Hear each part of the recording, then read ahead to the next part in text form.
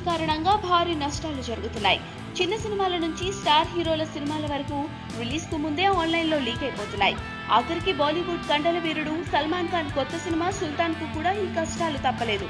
ఇటీవల Bollywood most controversial సినిమాగా పేరు తెచ్చుకున్న ఉడ్తా పంజాబ్ రిలీజ్ కు ముందే నెట్ లో దర్శనమిచ్చింది.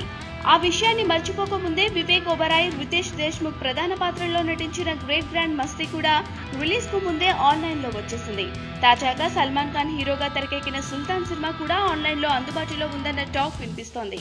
గతంలో మాదిరిగా అన్ని టోరెంట్ సైట్లలో అందుబాటులో లేకుండా కొన్ని వెబ్సైట్ల నుంచి ఇప్పటికే సుల్తాన్ సినిమాను డౌన్లోడ్ చేసినట్లుగా చెబుతున్నారు. ఈ విషయాన్ని ముంబై సైబర్ క్రైమ్ ఎక్స్పర్ట్స్ కి ధృవీకరించారు. ఇప్పటికే నష్ట నివారణ చర్యలు చేపట్టిన చిత్ర యూనిట్ పలు వెబ్సైట్లు బ్లాక్ చేస్తున్నప్పటికీ ఇప్పటికే జరగాల్సిన నష్టం జరిగిపోయిందంటున్నారు. మరి ఇన్ని కష్టాలను దాటుకొని సుల్తాన్ ఎన్ని రికార్డ్స్ ని క్రియేట్ చేస్తుందో చూడాలి.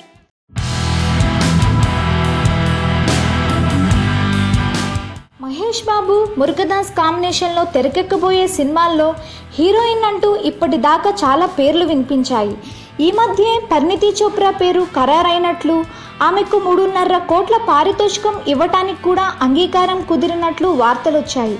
కానీ ఆ విషయాన్ని మురుగదాస్ కానీ మహేష్ కానీ నిర్మాతలు కూడా కన్ఫర్మ్ చేయలేదు. ఇంతలో ఈ సినిమాలో హీరోయిన్ అంటూ కొత్త పేరు తెర మీదకు వచ్చింది. టాలీవుడ్ భామ రకుల్ ప్రీత్ సింగ్ను ఈ సినిమాకు హీరోయిన్గా పరిశీలిస్తున్నారట.